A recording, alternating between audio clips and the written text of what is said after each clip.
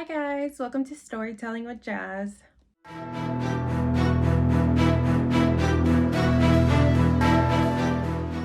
Guys, this is my first video and I'm so excited for this new journey. I wanted to thank every one of you guys who is here today watching. I dearly appreciate every single one of you. So please don't forget to comment, share, and subscribe, and also like the video.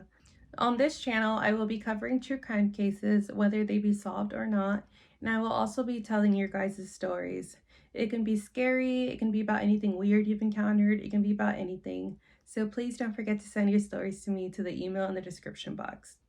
Okay, so in every episode, I'm going to be telling you guys about a funny, interesting law from across the world. And today's is actually pretty funny because I'm a pickle lover and I'm sure some of you are as well. And to the ones who aren't, you're totally missing out. So today's law was put into place in 1948 for Connecticut, stating a pickle must be able to bounce in order for it to be a pickle. Reason being was because two men were actually arrested for selling pickles that were unfit for human consumption. Officials declared that the only way to tell if a pickle was legitimate was if it bounced. Okay, so enough about pickles. Let's jump right into today's case. Today's case is an unsolved missing persons case.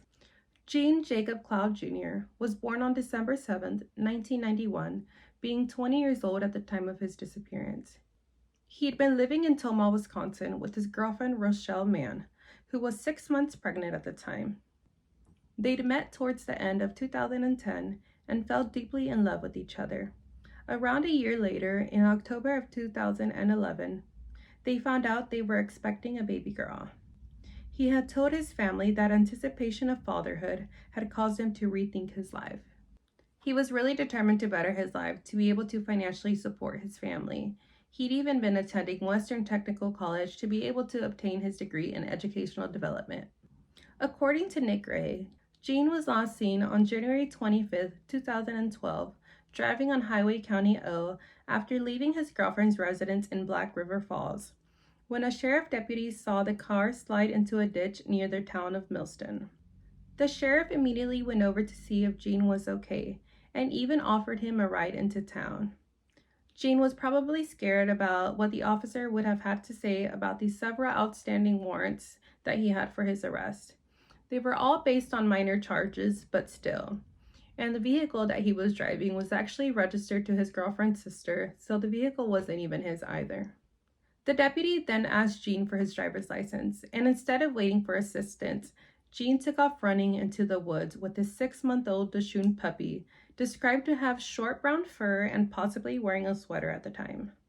The deputy then called dispatch to inform them what was happening, then proceeded to follow Gene into the woods, but lost sight of him soon after. Captain Gray stated that search parties were formed and that they attempted to track him through 3-foot deep snow for over 3 miles. The police brought in tracking dogs who traced Gene's scent to a nearby highway, but they lost the trail there. It's unknown if Gene got into an unknown vehicle at this location. The investigation is still open. Captain Gray stated they have looked into every lead. One of their most recent leads came in October 2021 when unidentified remains were found in New York City, but soon after were determined to be someone else's. Like I mentioned in the beginning, Gene was only 20 years old when he went missing, and he would be 33 years old today. He is a Native American, standing at 5'8". He has black hair and brown eyes, weighing at 140 when he went missing. He was last seen wearing a black leather jacket, a red or black hooded sweatshirt, black jeans, black shoes, and a black stocking cap. Gene is also a member of the Ho-Chunk Indian tribe. His nickname was Breezy. Gene's family doesn't believe he left voluntarily. His mother, Simone Zane, stated in an interview that she would get messages about sightings on her son.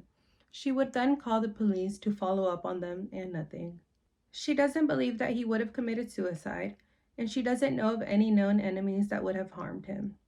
Since his disappearance, he hasn't used his cell phone, nor has accessed his social media accounts, nor has his family ever heard from him again. His case still remains unsolved.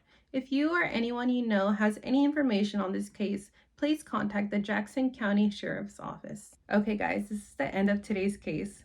I will leave my sources and any important information down in the description box. I will see you next time on another episode of Storytelling with Jazz. Bye!